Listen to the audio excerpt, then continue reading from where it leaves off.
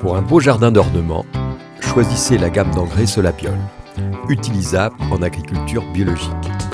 Composé de matières premières 100% d'origine naturelle, il libère progressivement et durablement tous les éléments nutritifs dont vos plantes ont besoin. Pour l'application, rien de plus simple. Épandez l'engrais au sol, griffez légèrement pour l'incorporer, puis arrosez. 2 à 3 apports dans la saison suffiront. Solabiol, votre partenaire pour un jardin magnifique au naturel.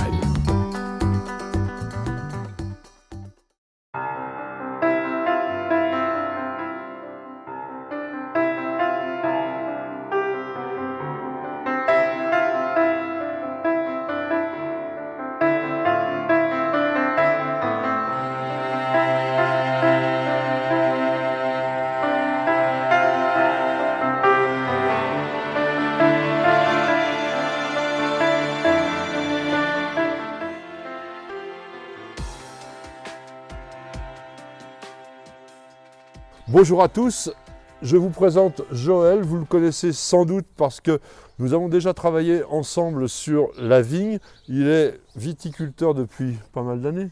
45 ans. Voilà, et il nous a montré comment on taillait le chasselas. D'ailleurs, je vous invite vraiment à regarder cette vidéo, elle est extrêmement intéressante.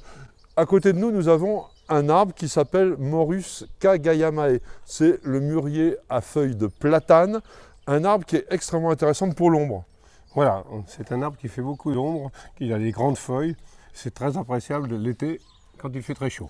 On va le tailler parce que chaque année, on va faire en sorte que sa ramure que l'on voit ici, qui est assez horizontale, l'arbre a quoi, 40 ans? Il a été planté en 1983. Oui, donc on est vraiment dedans. Un arbre qui est déjà structuré, on va le rajeunir chaque année, qu'il refasse un feuillage et surtout qu'il ne fasse pas trop de fruits parce que ces fruits sont embêtants. C'est un fruit qui tache.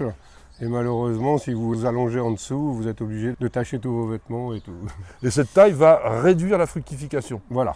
On va se mettre au boulot. C'est un pro, donc vous allez voir, il travaille avec un sécateur professionnel à batterie très efficace.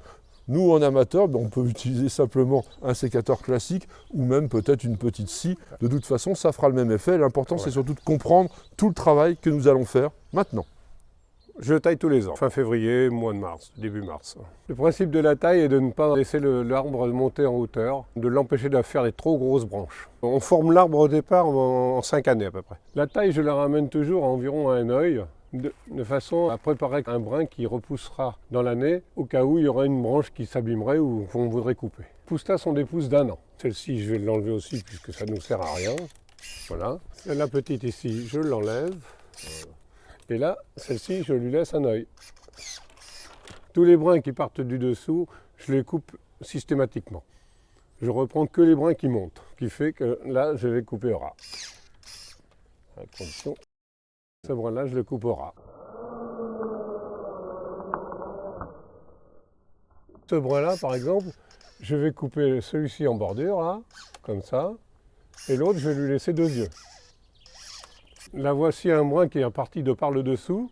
Si on les laisse, ça repart en coude comme ça et c'est pas joli au niveau de la formation de l'arbre. Celui-ci, entre autres, je le coupe entièrement. Je cherche à avoir un arbre qui est bien feuillu sans l'être de trop. Je vais essayer d'éclaircir au maximum de façon à laisser partir que quelques brins. Je vais couper tout ce qu'il y a à l'intérieur déjà.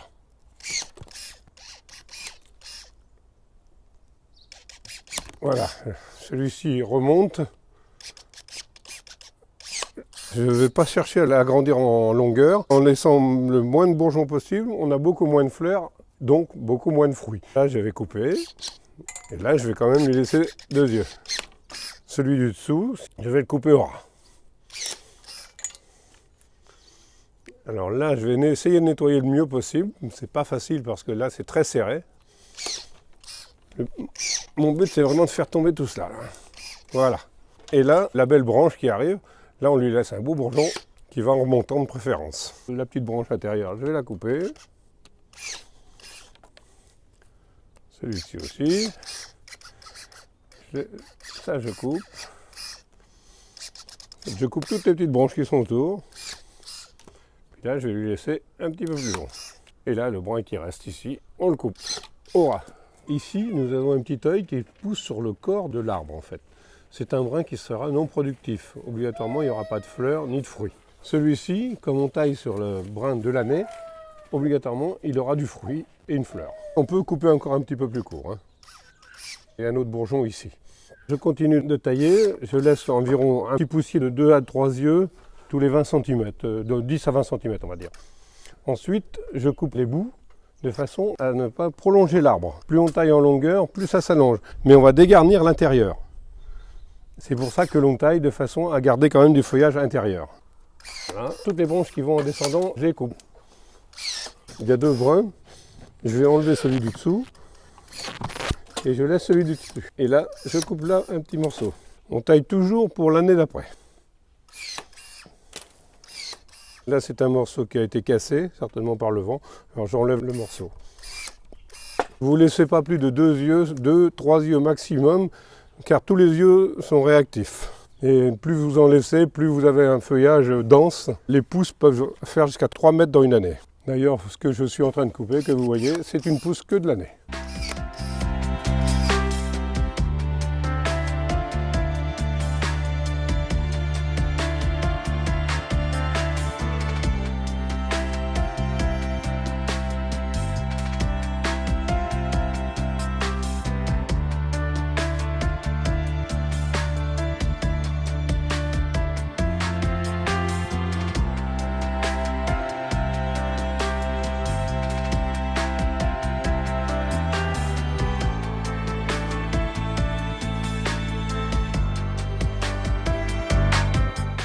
Vous pouvez constater qu'il y a des branches qui sont mortes. Là, on va prendre la tronçonneuse et on va la couper ici. Essayez d'enlever les branches qui sont atteintes de maladie.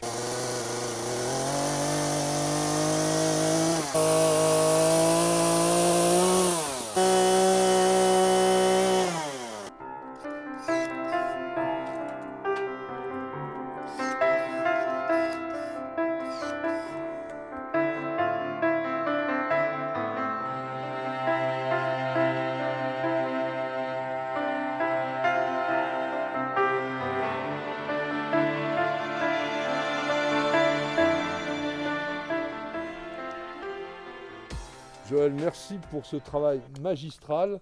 Vous avez vu que la taille, c'est à la fois technique, ça peut sembler parfois un peu au hasard comme ça, mais on a cette projection vers l'avenir qui est importante. On a mis combien de temps? Une bonne heure.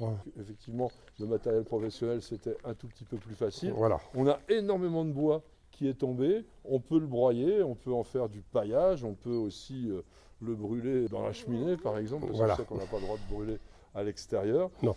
Donc tu refais ça tous les ans, février. Systématiquement, fin février, début mars, quand on voit que la végétation risque de repartir. Il faut le faire avant que la végétation soit trop développée. Il ne faut pas que les bourgeons aient débourré, comme on dit, voilà. dans le langage un peu technique.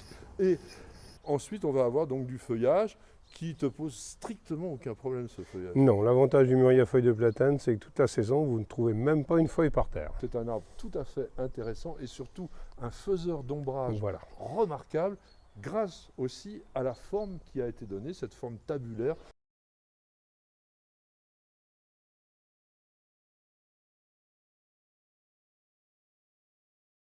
N'hésitez pas à tailler tous vos arbres pour leur donner une silhouette parfaite. Et c'est avec Perle, notre petite mascotte Westie, que va se terminer cette émission. J'espère que vous avez passé un bon moment en notre compagnie. Rappelez-vous, jardiner, ça fait du bien. Jardiner, ça fait passer des moments vraiment, vraiment agréables. Alors je vous donne rendez-vous très très bientôt pour de nouvelles aventures jardinières. C'est sur Nous Jardin TV, bien sûr.